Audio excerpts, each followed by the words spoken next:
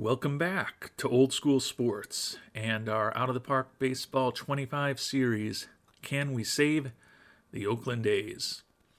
And want to start off this episode by thanking everyone who's had nice things to say to us for the season that we just put together with the Oakland A's, winning over 100 games for the first time, and more importantly than that, winning the World Series here in 2038 when all was said and done.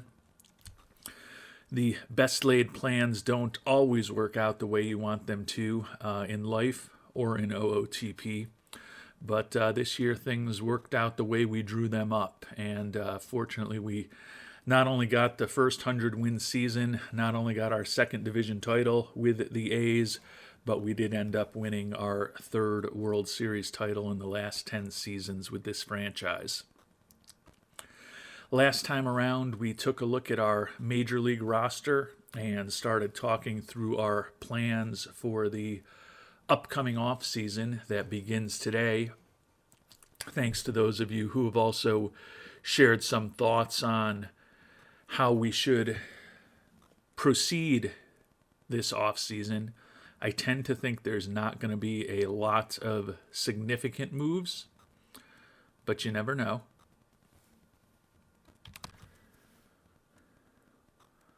And before we take a look at our farm system and some of the top prospects around baseball in this episode, we'll revisit and visit a few more established major leaguers, some of whom were previously members of our organization.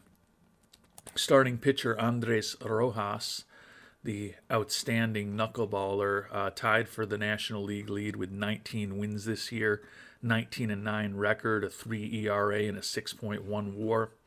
Coming off of a massive contract, 6 years, $275 million, made $55 million this past season. Rojas, who we've been following since he was a draft pick out of the University of Connecticut at Avery Point, will be on the open market for the first time in his career. Certainly don't anticipate that we're going to have the resources to bring him on board, but it'll be interesting to see how much Rojas gets on the open market.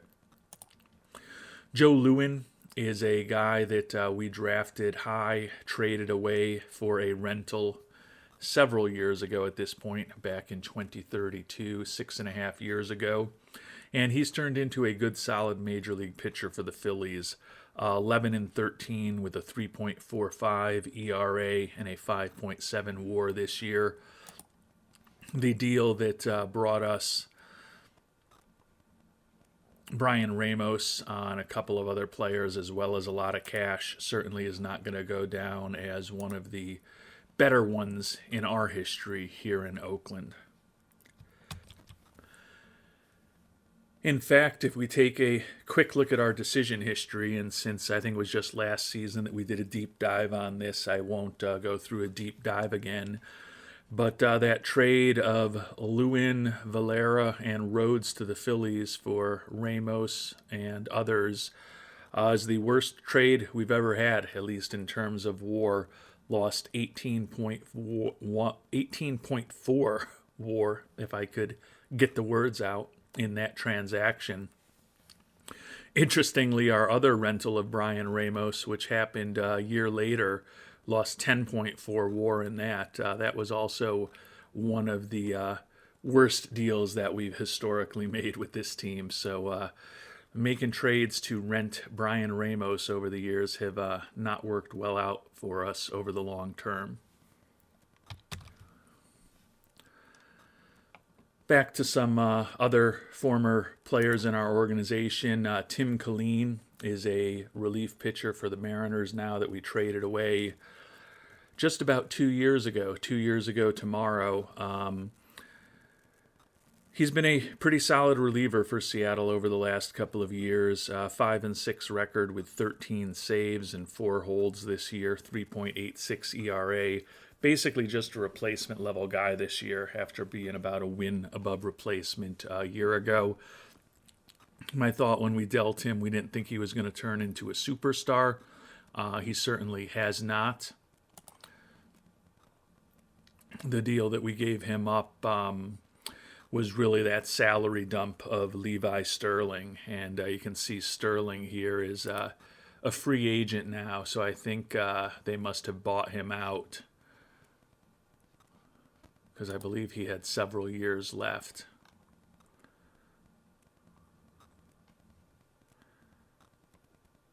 Yeah, he was released by the Mariners back in January of 2037 after he was traded away by us. So they decided they didn't like what they were seeing out of him. And Seattle, having more resources than us, just decided to move on from Mr. Sterling, who's now looking for a job. The pride of Purdue, Jonathan Swampy Niswanger, torn rotator cuff in spring training this year, and he's still going to be out for another 14 months after that. So he'll probably be, or he will be, almost certainly 28 years old before he ever throws another pitch in the majors. And after a rough start to his career in 2037, kind of question exactly how much Swampy is ever going to accomplish in the majors. Last but not least, Mason Miller, a member of our first championship team, and he never played in the majors after we moved on from him 4 years ago. He spent a couple years in Korea where he had decent success, and then the last couple years he's moved back and forth between the minor leagues and Korean baseball. But finally hung it up after spending most of this year in AAA with the Mariners organization. And Mr. Mason Miller has finally retired after a fine career with us here with the Oakland A's, where he was a very important member of our pitching staff for many seasons.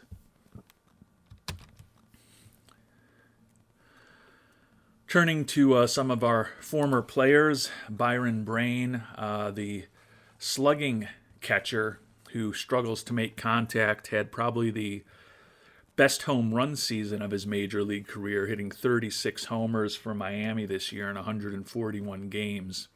He did, however, strike out in more than half of his at-bats, bat just 193, and he still was a below-average offensive player when all was said and done. You may remember we traded Brain away a few years ago at this point, 3.5 years ago, picked up Andy Brailovsky, who was a pretty important contributor to our World Series title in 2036, as well as the starting pitcher, Kevin Patterson, who we're likely going to be looking to move on from this upcoming off-season. Sergio Figueroa, a guy who came up in our organization, a right fielder for the Astros, hit .298 this year, 23 homers, 81 ribbies, 143 WRC plus. Also walked 95 times. He has turned into a pretty good offensive player. We've got a good outfield right now, and we've got a lot of good young outfielders on the way. So I don't think we're going to totally regret trading him away.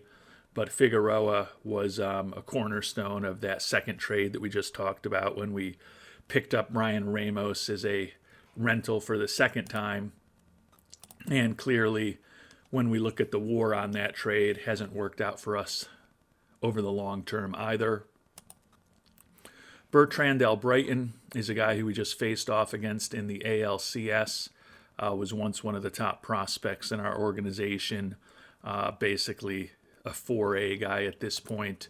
The Dominator, over the course of his major league career, has put up an 89 WRC plus and is not an incredibly good defensive player. Does have that captain personality, so he'll probably continue to get some opportunities to be on a roster for people, but certainly didn't develop the way that we hoped when we brought him on board many years ago. Shoji Bame, 208 average, 20 homers and 66 ribbies, 87 WRC plus, just barely over replacement level for the Washington Nationals this year. Arturo Estrada, John Thomas, a guy who came up through our organization, traded him away. Looks like he was waived after the season by the Diamondbacks, so he's now a member of the Blue Jays organization, it looks like, although he's still wearing those. Still got the Diamondbacks hat on, but it's showing him with the Blue Jays logo, so I don't really know what's going on there. As we talked about last episode, I'm a little concerned that this file may be heading towards getting corrupted. I'm hoping when we finally move forward one day from this off season, we'll be able to back things up and things will start looking a little more normal. But right now there is some quirky stuff going on, unfortunately. Estrada with a 105 WRC plus hit 315 in 184 at-bats for the Diamondbacks this year before they let him go and the Blue Jays claimed him. And then Kevin Stubblefield, first baseman who we had big hopes for at one time, spent most of the year in AAA Worcester with the Red Sox organization where he hit just fine. He was a brutal 1 for 9 in the majors this year with a minus 13 WRC plus for the Sox. Sticking with the hitters, but moving on to some hitters in the earlier stages of their career. These are some guys that we've looked at in the draft and or the IAFA pool in recent seasons. Some of them who came very highly recommended by members of the Worldwide Scouting Department, and we ended up making other decisions, but like to be honest about how the choices we've made are working out or not working out. So we continue to check in on some of these players. Alvaro Cepeda, an IAFA signing from 2034.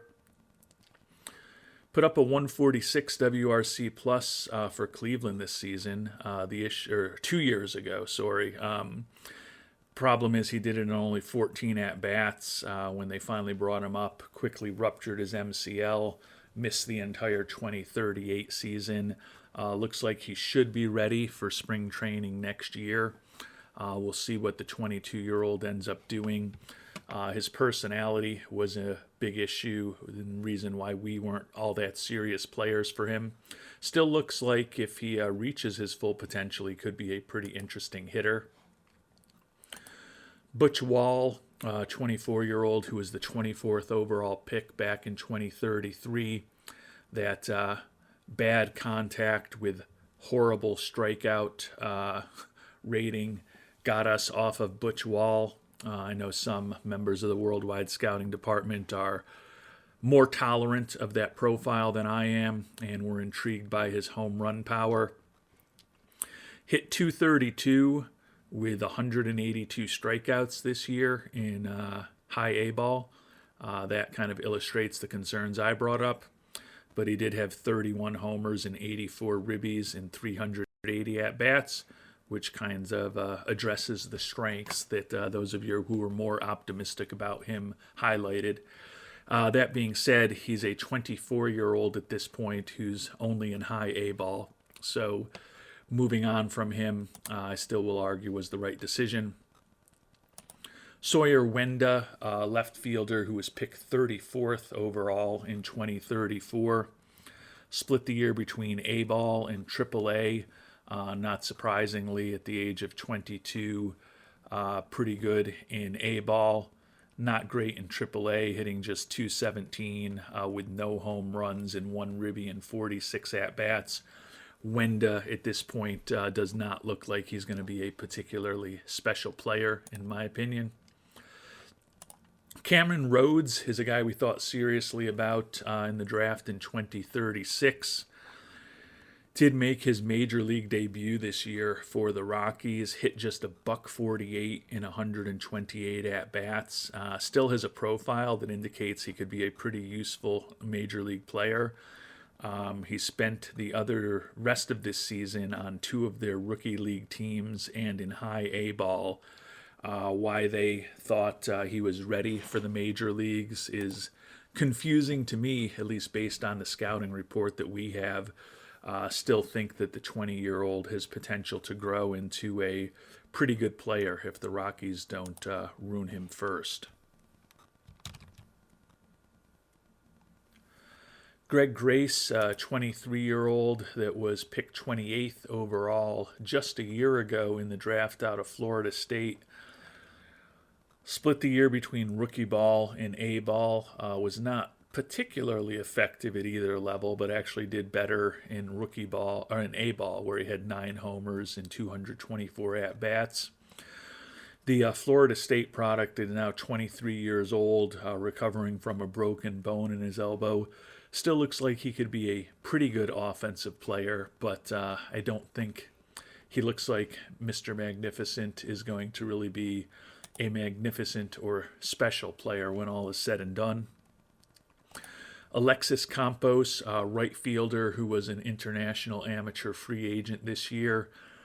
His mixed profile kind of made us go in a different direction, obviously, but still think he could be an absolutely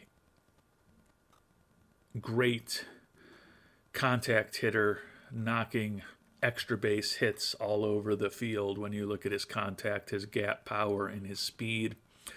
17-year-old spent the whole year at the Tampa Bay International Complex, so we'll have to continue tracking what Smooth does for years to come. Kurt Hall, picked in the second round in this year's draft by the Texas Rangers. Second baseman, a potential two-way guy. We were hoping he would fall to us in the 62nd pick. Unfortunately, he went 61st overall, which is why we missed out on him. 0-4 with an 8.05 ERA on the mound for Texas in rookie ball. And he hit a .173 and 98 at-bats, striking out 50 times. So a very rough introduction to professional baseball for the youngster, but you often see that in guys who still become pretty useful major leaguers when all is said and done. So we'll also continue to track what Warrior Hall does over the coming seasons. There are also a few young pitchers that we've been following. Edison Faulo, starting pitcher, made it into the majors this year with Pittsburgh, where he was 1-3 with a 3.92 ERA. Faulo is a guy who was drafted 31st overall by the Yankees back in 2034, traded to the Pirates a couple seasons after that, and the young left-hander has now made his major league debut at the age of 22, and looks like he could be a solid back-of-the-rotation guy for the Pirates organization for years to come. Kazuki Asadi, IAFA signing from this past year, was probably the most interesting pitcher out there. Six-pack, still at the Detroit International Complex.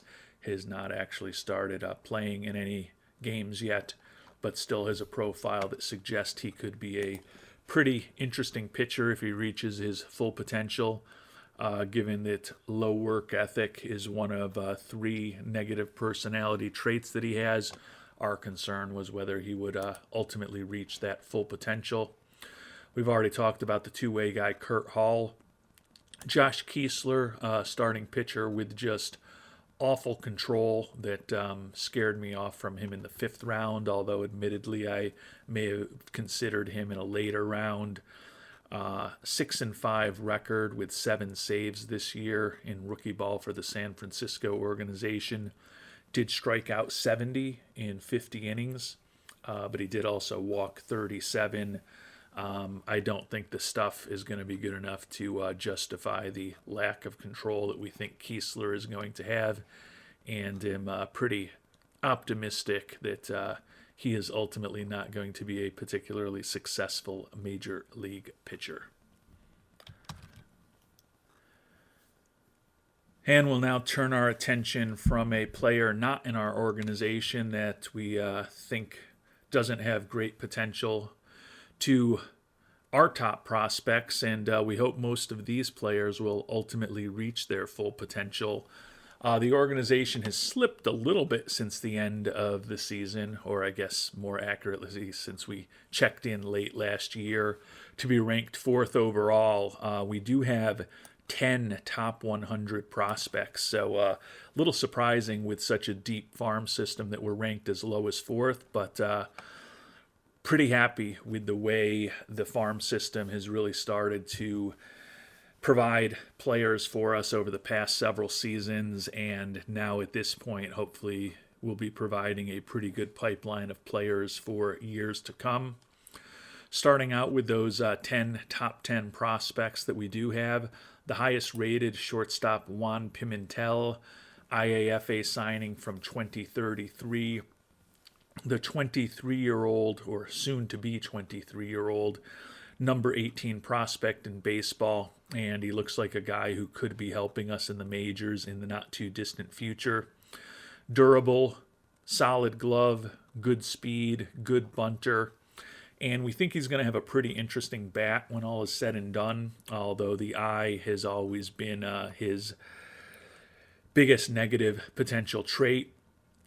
Had an absolutely monster year from us, spent time in high A, double A, and triple A for us, and he combined for a ridiculous 44 home runs and an almost as ridiculous 132 ribbies. Was a above average player at all three levels, well above average at the levels until he got to triple A. We talked a lot in the last episode how we like our infield potentially next year with Bowers at first, Alcindor at second, Landin at third, and Toribio at short. But it's not going to be very long until Pimentel is going to be pushing one of them for playing time. Realistically, I think it's conceivable that he might ultimately end up pushing Andy Toribio into more of a utility infielder role. I don't know that Pimentel would actually take over for him at shortstop. Might be something where we pivot Alejandro Landin back to shortstop and maybe play Pimentel at third. Likely will be starting next year in AAA just because he still has a fair amount of room to grow. And we want to ensure that he's playing every day. But certainly Pimentel is looking like a guy who's going to be contributing for us in the majors in the not too distant future. Jonah Richards, a guy we picked up a couple years ago with a trade with the Dodgers. I don't think he was a really blue chip prospect when we picked him up. That was the trade when we dealt away Amari Raphael, who was once one of the prize prospects in our organization. Looks like he just retired after this season at the age of 27. And Wilson Pedraza, switch hitter who's still in their organization. But we'll take a quick look when we picked him up in late 2036. Yeah, I mean, he looked like a guy that might be a useful player. And we'll get to our actual scouting report here. But late 2036, we thought he was, a 2.5 star kind of guy. And basically a average-ish major league bat with a little pop and not that great defensively. And he's gotten much better in terms of his current skills. He's gotten much better in terms of where we think his potential is, and he's even gotten much better defensively in the couple years he's been in our organization. Split this year between A-ball and high A-ball, combined for 14 homers and 56 ribbies. Was a below-average offensive player in high A-ball, but looking at the potential bat he could have at catcher, still think even though his defense is not fantastic, that bat would justify a potential spot on our team for him. At 6'2", he could definitely play first base for us. He's also listed as a third baseman, but you can see we don't think he's going to be anything special there. If the bat fully developed, 60 contact, 70 home run power, and 65 eye, could certainly see the left-handed hitting Richards even playing for us at DH down the line. So hopefully we can continue his development. First baseman Luis Godina, IAFA signing from 2033. Another guy who spent the year in high A, double A, and then a brief foray into triple A. Similar to Pimentel, he was well above average at all three of those levels, combined for 33 home runs, 102 ribbies. Godina, the glove, is not potentially as good as Pimentel, but he is a guy who we've been kind of training all over the field to make as versatile as possible, and still think that he could have a very interesting right-handed bat for us in the not-too-distant future. Darnell Selvey, a guy who we picked in the first round in 2035. Similar path for him, too. You can see that these three guys are all growing together. Selvey split the year between high A, double A, and triple A, and he combined for 28 home runs, 92 ribbies across those three levels. He was pretty close to an average offensive player in AAA, probably still needs a little bit more growth, but certainly looks like a right-handed bat in the outfield that could be a pretty solid contributor for us at the plate in the not-too-distant future. David Palomares, our IAFA signing from 2037, still spent this year in the complex. He's going to be 19 next year. Taking a look at his ratings, not quite, in theory, ready to dominate at the DSL level, but given that he's going to be 19 years old before next season starts, certainly we'll have him in the DSL at the start of next year. Think he could be an interesting infielder for us down the line. Jorge Castillo, we picked him up in a trade with Seattle in 2036. I want to say he may have been a little more highly regarded than the catcher when we picked him up.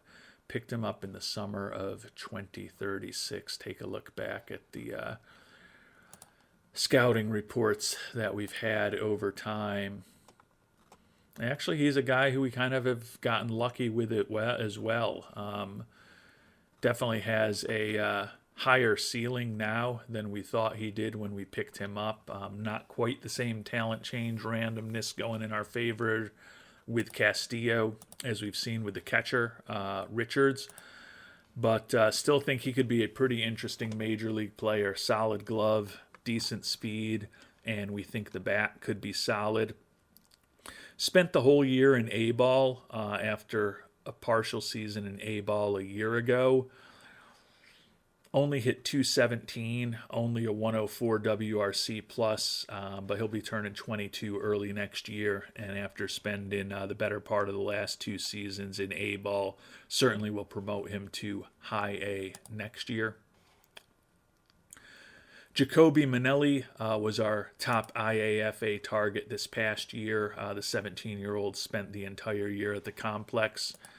Taking a look at his ratings, not quite ready for the DSL. We'll have to see what he looks like in a few months.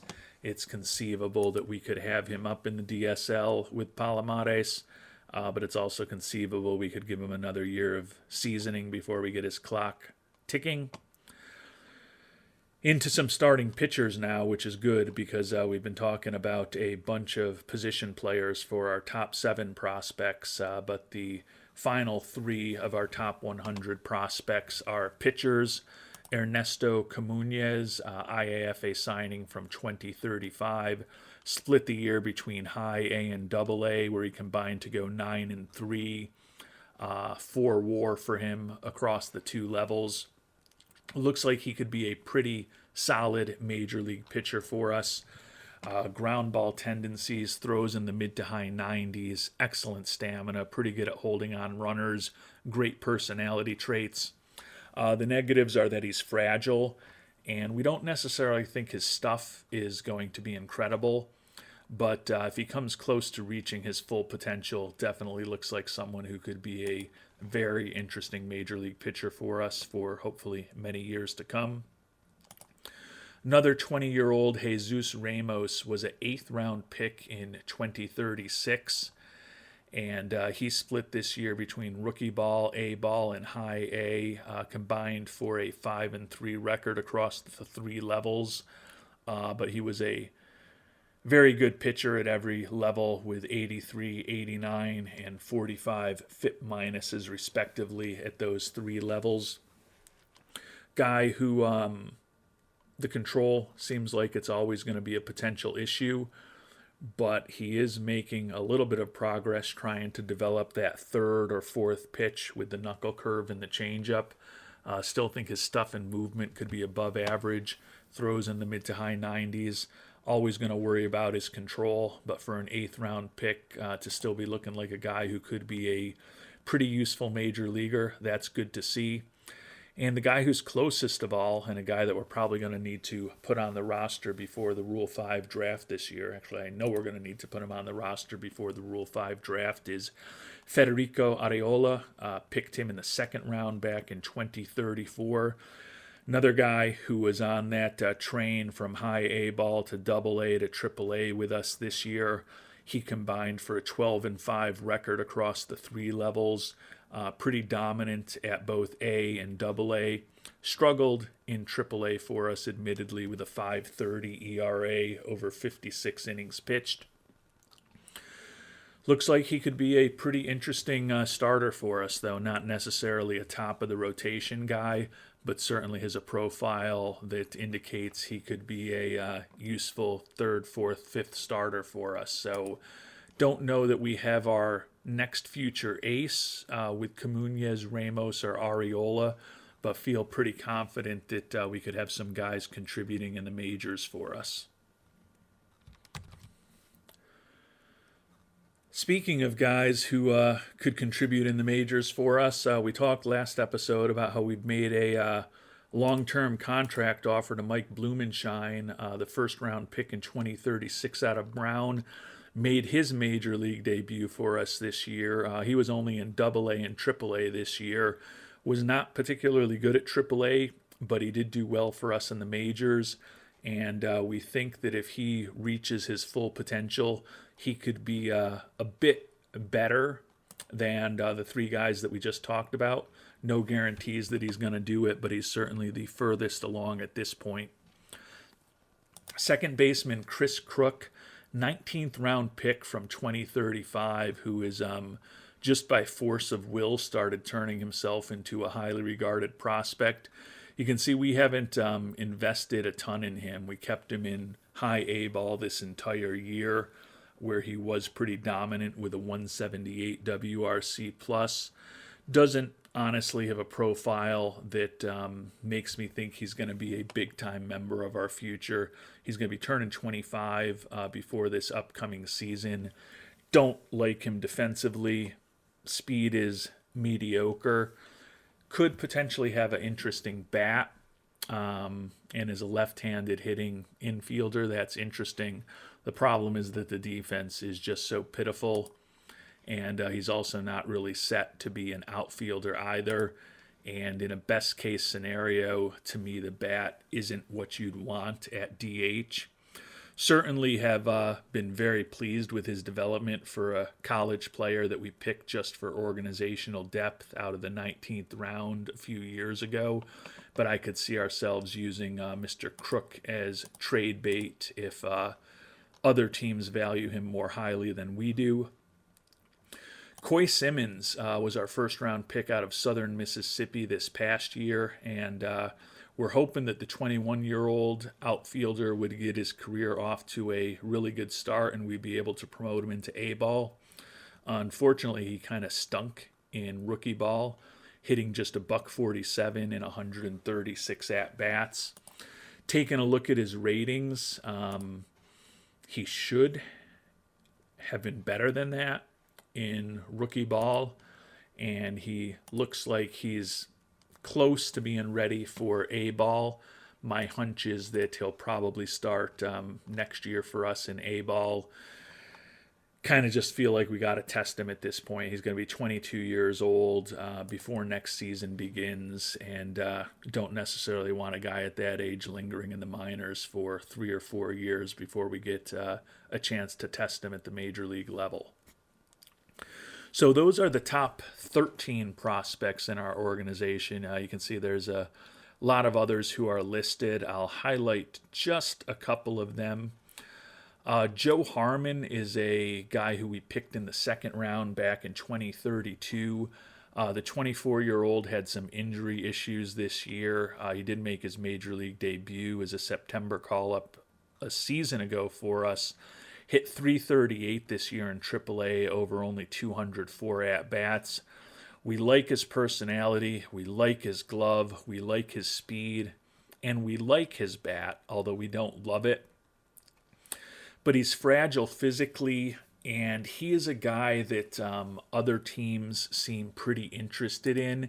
Given that I like our outfield right now, and we do potentially have guys like Godina and Selvey who could be contributing to our outfield in the not too distant future, and hopefully Simmons on that list also if he develops. Harmon is a guy that I'm thinking of potentially using in a trade in the coming days. We talked a lot about wanting to get Kevin Patterson off of our team, even though he doesn't have any trade value, and we may need to package someone interesting with him to not have to retain any of his contract. And Harmon is a guy who may help us do that. Danny Dakar, first round pick from 2034. That was the year where I think we had we had at least two. I think we had two supplemental picks that year. Split the year between high A, double A, and triple A. That's a common theme, obviously. Was a combined 12-4. Was very productive at all three levels. Doesn't look like he's going to be an ace, but looks like he could be a back of the rotation starter for us, or maybe a reliever for us until he starts making too much money. So he's another guy who's not too far away. We talked about Dave Baumler last episode. He's a guy who recently made his major league debut, could be competing for a spot in the rotation next year. Greg Moreno is a guy who was a third-round pick of ours in 2034. Thought he was really good value when he dropped to us with the 100th overall pick. Has not been an incredibly quick rise through the organization for the now 23-year-old. Split this year between high A and double A. 19 homers and 53 ribbies across the two levels. Don't love his glove, do like his speed, and think his bat is going to be borderline useful. Could see him being a cheap corner outfield first base DH type for us down the road. Not necessarily someone that we're going to build around, but probably a guy who, if we end up facing some payroll and salary constraints a few years from now, might be a cheap option for us who can put up a respectable couple of offensive seasons for us while he's making the major league minimum.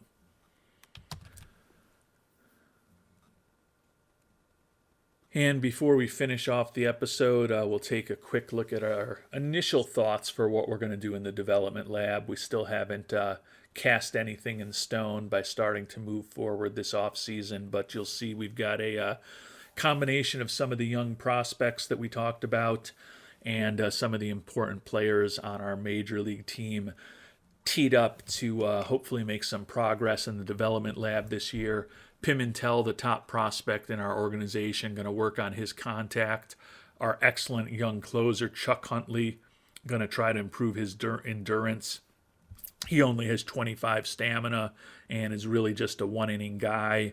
Blumenshine and Baumler, as well as Scherer, so three of the younger major league pitchers in our organization, all going to work on secondary pitch improvement. Luis Godina, another one of our better prospects, going to work on his two-strike approach. A couple other young pitchers, Trey Saldana and Daniel Blanco, working on secondary pitch improvement. Arturo Uresti and Gabby Phelps, a couple of outfielders, going to work on their home run power. Anulfo Big Baby Dolan, we're not quite giving up on him yet after he had a pretty brutal year for us in Oakland. Going to work on his plate discipline. But realistically, he's also a guy that we could swap out in the next couple days from the development lab if we decide to go with a prospect instead, or potentially include Dolan in a trade somewhere. Big year for us in terms of just working on secondary pitch improvement with almost everyone on our pitching staff. Doug Weiss, Pinky Orozco, and Gigolo Banner all set up for that program as well. Gravedigger Palomares and our new catcher, the Avenger Mendoza, working on plate discipline. Darnell Selvey, former first-round pick, working on his contact. Coy Simmons, the young outfielder, the college player out of southern Mississippi, going to work on his two-strike approach. And then a couple of our younger pitchers, Dozer Comunez and Federico Ariola, both going to be working on their control in the development lab this offseason. Again, nothing set in stone yet, but that's kind of our initial plan with how we may approach the development lab this off season. And thinking about the off season, it's going to be time to start making some decisions and moving forward in our next episode. We talked a bit over the last few episodes about our potential needs in this off season. Backup catcher is probably the most critical one to me. I don't think we're going to be spending $6 or $7 million to bring Jaden Boakai back as a backup to Mendoza. So finding a potential trade for Boakai is something that I'm thinking about. If we were able to perhaps pair up Mr. Patterson and that contract that we really do not want to deal with anymore. He's basically a league average-ish pitching profile for a starter at this point, but he's fragile physically, and he is well below a league average player with the way he performed over this past year, and still has 3 guaranteed years at $6, $6, and $7 million with a $9 million team option. If we are able to potentially pair Mr. Patterson up with Mr. Harmon in a trade and kind of use Mr. Harmon as the primary bait to maybe bring a decent backup catcher on board. We're certainly not going to trade Harmon for a backup catcher straight up, but if we can get a backup catcher that we like by including Harmon, and we can also get the team to take Patterson's contract off of our hands, that may be something for us to consider. I mentioned that Harmon has some pretty decent value, and I'll kind of show you that by shopping him around. I haven't actually looked at him specifically, but with just some deals that I've been looking at offline, thinking about backup catcher, thinking about if there's anywhere else to go, and then perhaps just as importantly, trying to figure out what we can get if we pair Harmon up with Patterson that we really want to get off the books. There is definitely value for Mr. Harmon. We can get some pretty accomplished major league pitchers who are admittedly on the wrong side of 30, but a long list. Right fielder Juan Alvaro Pearson. I don't know that we necessarily... I like Pearson's profile, given that we've got so many good young outfielders. I don't know that just trading one prospect for another is really the direction that we would go. But you can see there's clearly a lot of options for a guy like Harmon, which is good to know. Eric Ornelas, pretty interesting first baseman, just led the American League with 50 doubles, also had 21 homers and 104 ribbies while hitting .317. He's a guy who's set to be making about $8.5 million next year. I think we've got first base covered with Bowers, and we still have DH covered with Ramos. But, a guy like Ornelas certainly looks like he could help any team. So There's value in Harmon. We're not necessarily going to get a guy we're totally in love with in return for him. Although Naoki Sato, is he the guy who was the international amateur or the internet? I think he was an international free agent a few years ago. Yeah, 2034. He was the reliever who, of course, ended up signing with the Dodgers.